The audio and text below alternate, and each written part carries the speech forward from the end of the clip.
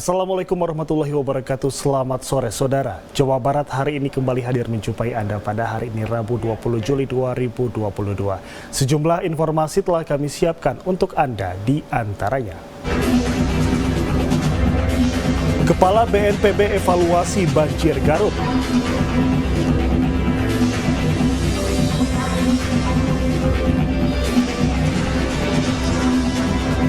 Jadi syarat perjalanan vaksinasi booster kembali digencarkan di Kabupaten Tasikmalaya.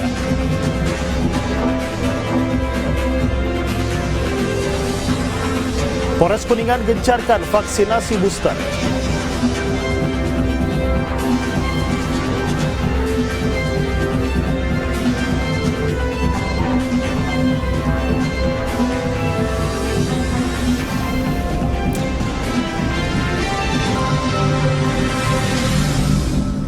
Ya saudara, selain 3 informasi tersebut, kami juga akan sampaikan informasi lain di Jawa Barat hari ini. Bersama saya Gumelar Wijaya, inilah Jawa Barat hari ini selengkapnya.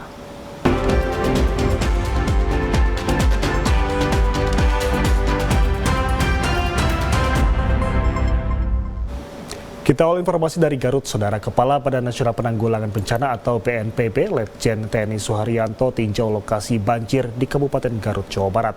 Kepala BNPB mengevaluasi banjir yang kerap terjadi di Garut. Selain faktor cuaca juga akibat adanya alih fungsi lahan.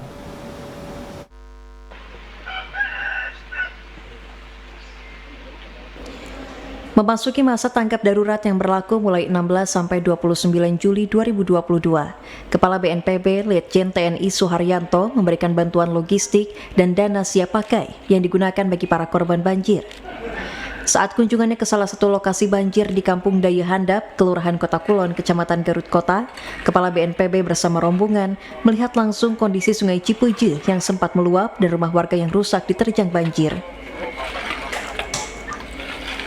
Kepala BNPB Letjen TNI Suharyanto mengatakan kebutuhan logistik dan penanganan bagi para korban banjir aman dan tertangani, termasuk nantinya menyangkut rekonstruksi korban banjir setelah masa tanggap darurat selesai. Di sisi lain, ia mengevaluasi bencana banjir dan longsor yang kerap terjadi di Garut. Selain karena faktor cuaca, juga karena adanya alih fungsi lahan di lahan kritis.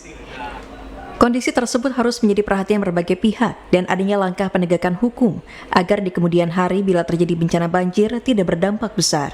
Makanya jangka pendeknya saya bilang tadi tanggap darurat, rehabilitasi, rekonstruksi. Nah, jangka menengah dan panjang itu yang disampaikan, ditanyakan tadi di rapat koordinasi di kabupaten untuk lahan-lahan kritis yang pasti dengan kasat mata aja pasti akan timbul longsor, itu yang segera akan dilakukan antara pemerintah daerah Kabupaten Bogor, pemerintah Provinsi Jawa Barat dengan BNPB bekerjasama untuk mengatasi lahan-lahan kritis tersebut, termasuk juga mungkin dalam pengeluaran izin-izin terkait dengan pengelolaan lahan itu nanti akan diatur sedemikian rupa oleh Kabupaten. Dari Kabupaten Garut, Piat Supriyata, TVRI Jawa Barat melaporkan. Vaksinasi COVID-19 kembali digencarkan Polres Tasikmalaya, Jawa Barat karena menjadi syarat perjalanan. Selain diikuti masyarakat umum, pencari kerja dan pemohon surat keterangan catatan kepolisian juga turut divaksin booster.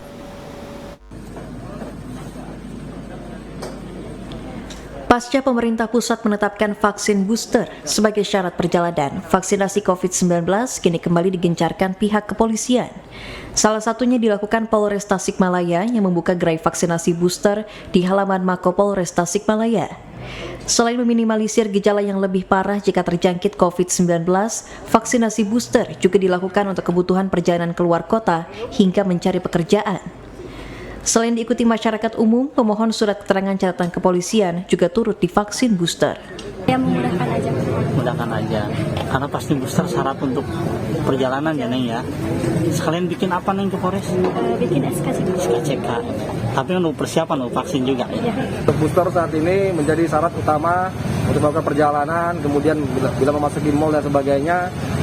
Di samping juga hasil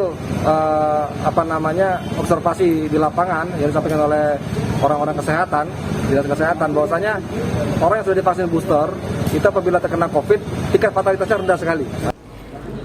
Polres Tasikmalaya menargetkan gerai vaksinasi booster ini bisa diikuti ribuan orang setiap harinya. Dari Kabupaten Tasikmalaya, Yudi Irawan, TVRI Jawa Barat melaporkan. Beralih ke Kuningan, saudara, setelah pemerintah menetapkan vaksin booster sebagai syarat perjalanan, vaksinasi COVID-19 kembali digencarkan oleh pihak Polres Kuningan, Jawa Barat.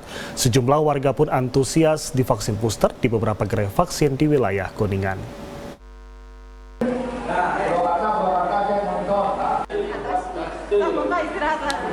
Sejumlah warga di Kuningan disuntik vaksin booster oleh petugas kepolisian dibantu petugas dari Dinas Kesehatan Kuningan, Jawa Barat.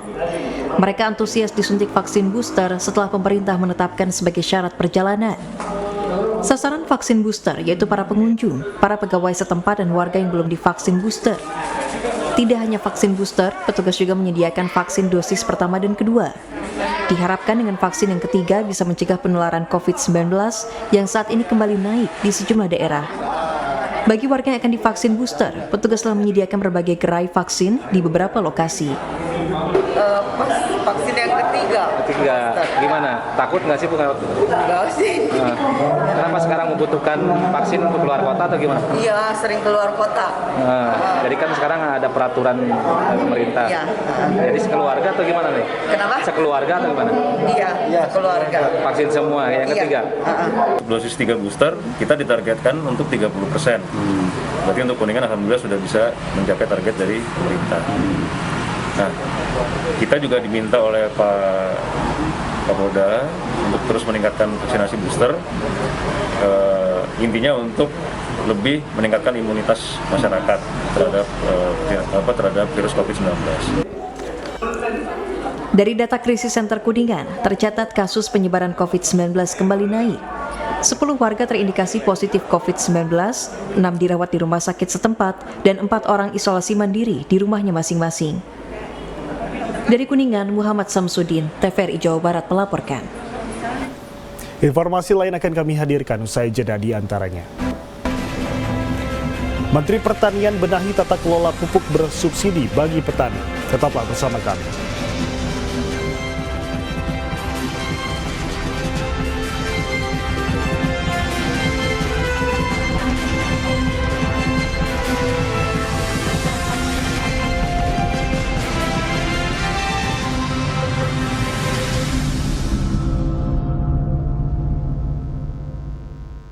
Universitas Komputer Indonesia, Unikom Bandung, kampus juara dengan berbagai penghargaan internasional dan nasional. Juara dunia ICT 2019, World Skill Competition Kazan, Rusia, 9 tahun. Juara dunia kontes robot internasional Amerika Serikat, 2 juara ASEAN ICT Awards, AICTA 2021, juara Asia Pasifik ICT Awards, APICTA 2021, kampus dengan akreditasi unggul. Daftarkan diri Anda segera.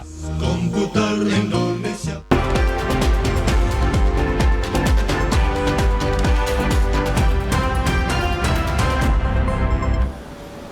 Anda masih di Jawa Barat hari ini, saudara. Menteri Pertanian Syahrul Yassin Limpo akan membenahi tata kelola pupuk bersubsidi yang kerap menimbulkan persoalan di kalangan petani. Hal ini dilakukan untuk menjaga ketersediaan pupuk dan optimalisasi penyaluran pupuk bersubsidi kepada para petani di Indonesia.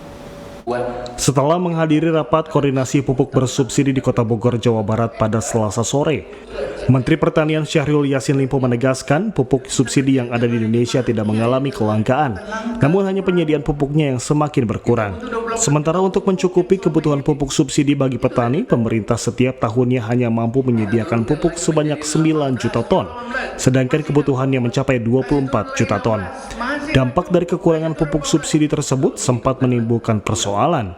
Untuk itu pihaknya juga akan memperbaiki tata kelola pupuk bersubsidi, baik melalui digitalisasi dalam distribusi agar data penerima subsidi pupuk tepat sasaran.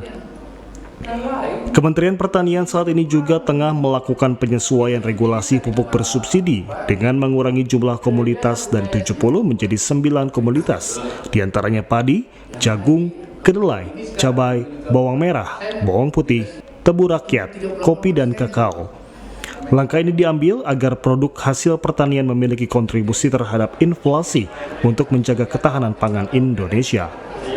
Pada semua struktur pemerintahan yang terkait dengan pertanian hadir, mulai dari provinsi, kabupaten, dan satgas-satgas yang ada berkait dengan pupuk yang bersubsidi yang memang selama ini kelola dalam kehidupan pertanian kita.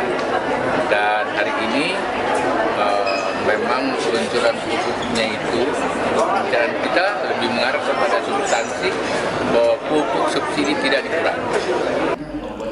Kebijakan pupuk subsidi merupakan langkah strategis pemerintah untuk mengoptimalkan penyaluran pupuk bersubsidi kepada petani sebagai upaya meningkatkan kesejahteraan para petani. Dari Kota Bogor, Andi Firmansyah, TVRI Jawa Barat melaporkan. Pemerintah Kota atau Pemkot Bandung menggandeng Babinsa Kodim 0618BS untuk menyalurkan 25.200 liter minyak goreng curah kemasan ke kecamatan di wilayah Kota Bandung. Puluhan anggota Babinsa dari Kodim 0618BS dikerahkan untuk menyalurkan 25.200 liter minyak goreng curah dalam kemasan ke seluruh kecamatan di Kota Bandung. Penyaluran dilakukan menggunakan kendaraan operasi milik TNI, termasuk puluhan unit kendaraan roda 2 yang dapat menjangkau kawasan yang sempit. Program penyaluran minyak goreng curah dalam kemasan ini merupakan inisiatif yang digagas pemerintah Kota Bandung sebagai upaya stabilisasi harga minyak goreng di pasaran. Wali Kota Bandung Yana Mulyana mengatakan, selain untuk masyarakat umum, para pedagang kecil menjadi target sasaran penerima minyak goreng curah dalam kemasan ini dan dijual seharga Rp14.000 sesuai harga eceran tertinggi yang diatur pemerintah. Ini kami mendapat bantuan sekitar 2.200 dus A12 liter, jadi sekitar 25.200 liter lah, yang akan didistribusikan ke kecamatan-kecamatan dan akan dijual kepada pengguna langsung dengan harga sesuai yang diatur oleh pemerintah Rp14.000 per liter. Sementara Dandim 0618BS Letkol Infantri Doni Ismail Bayunuri mengatakan, total ada 6 truk, 3 kendaraan terbuka, dan 28 unit kendaraan roda 2 untuk mendistribusikan ke daerah yang tidak bisa dilewati kendaraan besar. Ada unsur dari Kodim, kemudian Batalion Kavaleri dan Kompi Kavaleri.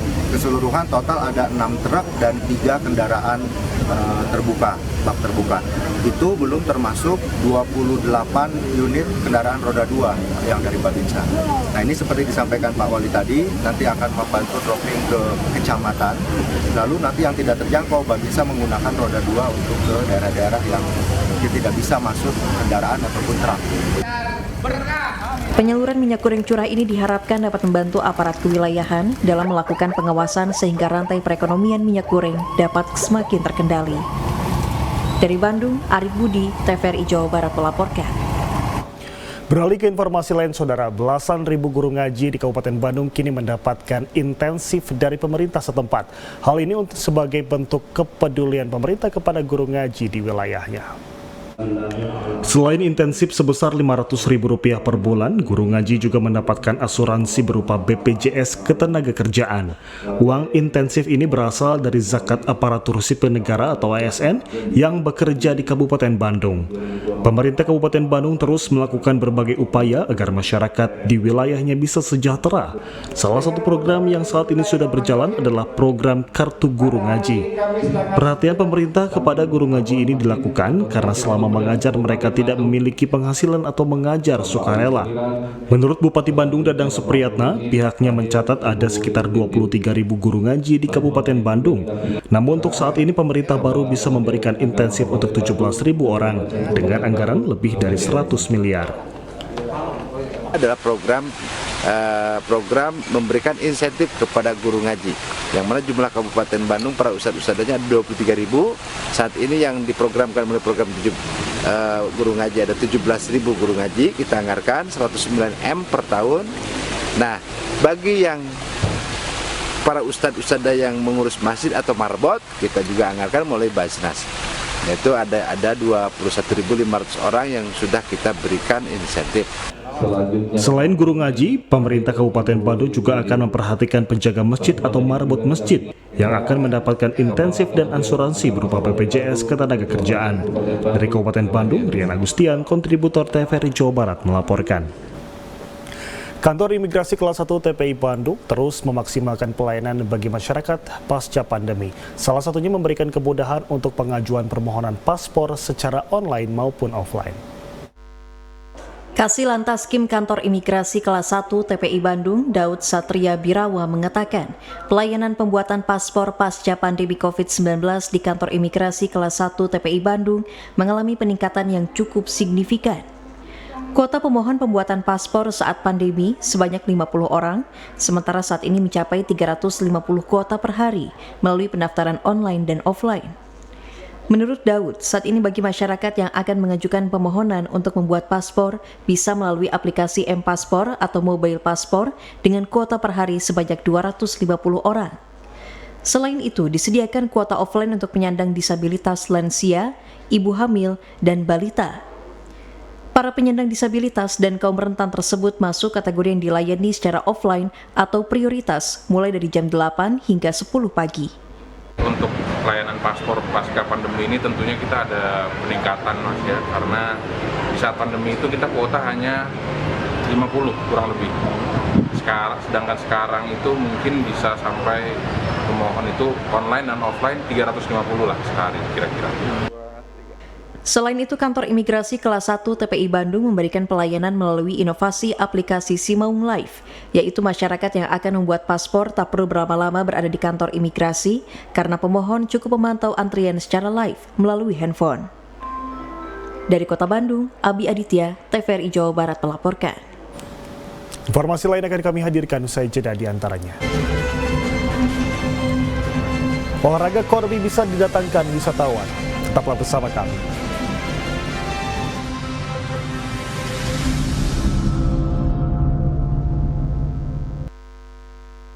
Urus Komite Olahraga Rekreasi Masyarakat Indonesia atau Kormi Kabupaten Pangandaran secara resmi dikukuhkan oleh Ketua Kormi Jawa Barat. Bupati Pangandaran Haji JJ Wiradinata dalam sambutannya mengatakan, Pemkab Pangandaran sangat mengapresiasi dan mendukung keberadaan Komite Olahraga Rekreasi Masyarakat Indonesia Kormi di Kabupaten Pangandaran. Mengingat dengan menggelar cabang olahraga yang ada di Kormi tersebut bisa mendatangkan para wisatawan serta secara tidak langsung menambah pemasukan ke Pemkab melalui pendapatan asli daerah atau PAD. Di tempat yang sama, Ketua Kormi Pangandaran Ida Nurlaila mengatakan, para pengurus Kormi Pangandaran diharapkan bekerja maksimal sesuai aturan yang ada. Selain itu, Kormi Pangandaran juga berencana menggelar berbagai event olahraga yang berkaitan dengan pariwisata. Karena sebenarnya Kormi ini adalah intisari daripada Kormi yang melibatkan lewat olahraga rekreasi masyarakat Indonesia. Tentunya di dalam Kormi sendiri ada jati diri yang harus diberikan diperlihatkan oleh masyarakat dengan adanya Kormi ini. Kepengurusan Kormi Pangandaran tahun 2022 hingga 2026 ini diharapkan bisa sejajar dengan Kormi lainnya di Jawa Barat. Dari Pangandaran, Tang Safur Rahman melaporkan. Saudara, penguatan kelembagaan terus dilakukan oleh Institut Digital Ekonomi IDE LPKIA, salah satunya melalui MOU dengan pihak Disnaker Trans Jawa Barat. Mulai tahun ini, LPKIA yang dulu masih berstatus politeknik sudah bertransformasi menjadi sebuah institut, yakni Institut Digital Ekonomi IDE LPKIA. Dengan perubahan status ini, IDE LPKIA terus mengembangkan dan memperkuat kelembagaan melalui jalinan berbagai kerjasama, di antaranya dengan Disnaker Trans Jabar, berupa akselerasi sistem transformasi digital di Jabar. Kegiatan tersebut digelar di sela kegiatan tebomener dan rekrutmen calon lulusan IDE LPKIA oleh 32 perusahaan. Rektor IDE LPKIA, Berta Musti berharap, melalui jalinan kerjasama ini akan terus tercipta sinergitas antara IDE LPKIA dengan Disnaker Trans Jabar. Terlebih, IDE LPKIA selama 6 kali berturut-turut mendapat penghargaan sebagai penyelenggara bursa kerja terbaik di Jabar dari Disnaker Trans Jabar. Dan di dalam kerjasama ini ada dua hal. Ini merupakan perwujudan dari transformasinya LPKIA dari Politeknik dan STIMIK menjadi Institut Digital Ekonomi.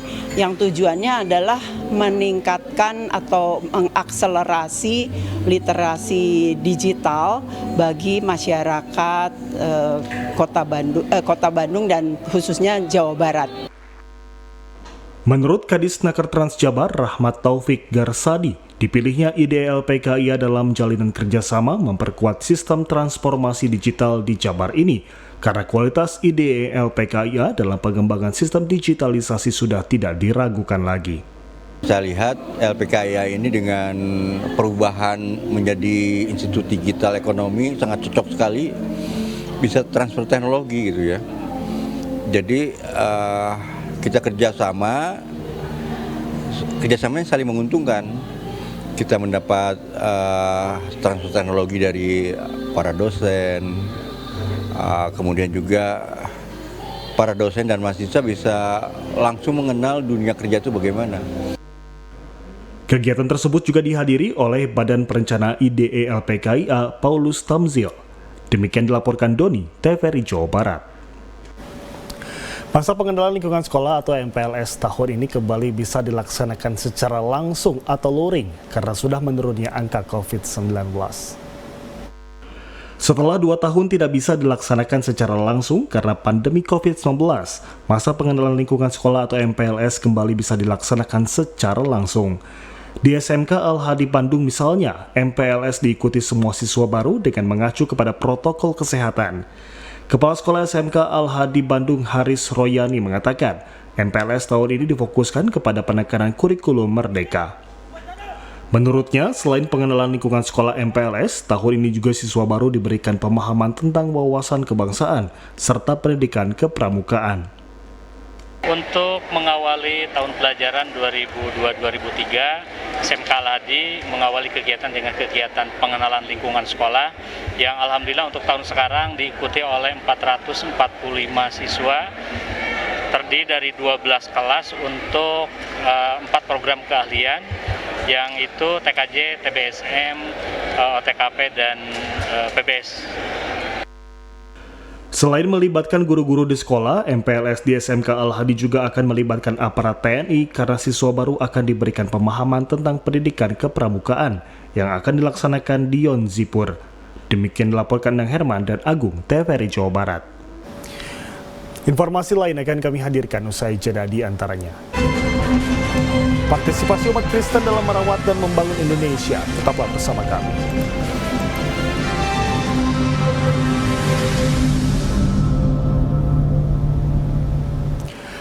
Anda masih di Jawa Barat hari ini, saudara. Seratusan umat Kristen yang tergabung dalam Majelis Umat Kristen Indonesia atau MUKI Jawa Barat mengikuti seminar bertajuk Partisipasi Kristen dalam Merawat dan Membangun Indonesia berlangsung di Bandung hari Senin. Majelis Umat Kristen Indonesia atau MUKI Jawa Barat menawarkan kepada semua orang, khususnya umat Kristiani, untuk ambil bagian dalam merawat dan membangun Indonesia. Hal ini menjadi bagian penting dalam kehidupan berbangsa dan bernegara yang berlandaskan Pancasila sebagai satu-satunya falsafah hidup dan Undang-Undang Dasar 1945 yang menjadi dasar hukumnya. Ketua MUKI Jabar, Pendeta Jamanarik Nainggolan mengatakan, dengan menerapkan Pancasila dan Undang-Undang 1945 akan terwujud masyarakat makmur dan berkeadilan dalam menyongsong era Indonesia emas yang bangkit dan kuat. Ia mengajak seluruh masyarakat untuk merawat kebersamaan agar menjadi bagian penting dalam hati, pikiran, serta tindakan.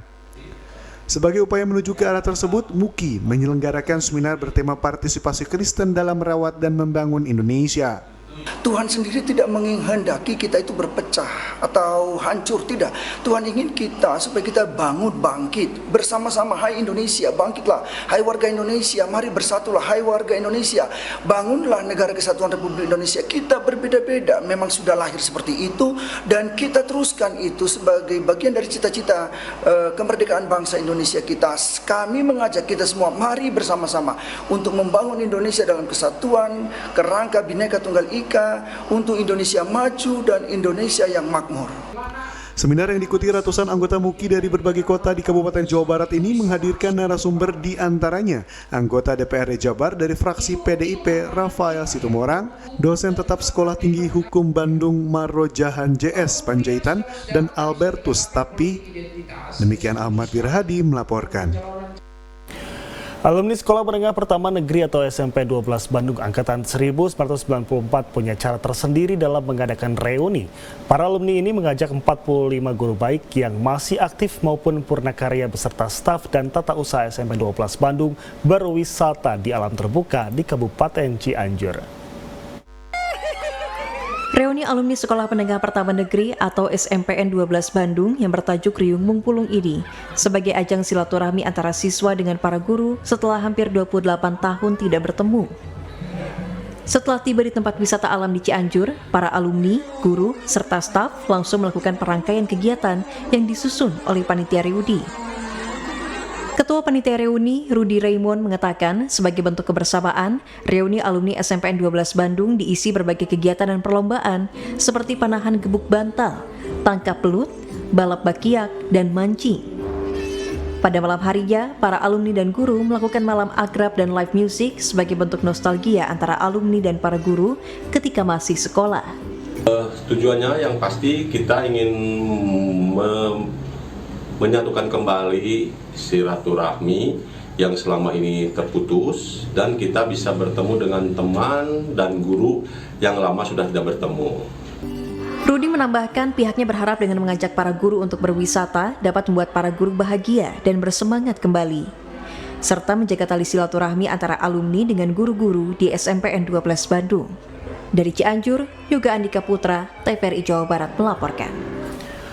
Beralih ke informasi lain, saudara, salah satu korban kecelakaan maut truk Pertamina yakni Ardi Nur Cahyanto yang berprofesi sebagai pengemudi ojek daring dimakamkan di TPU Tambarehe, Cilodong, Kota Depok.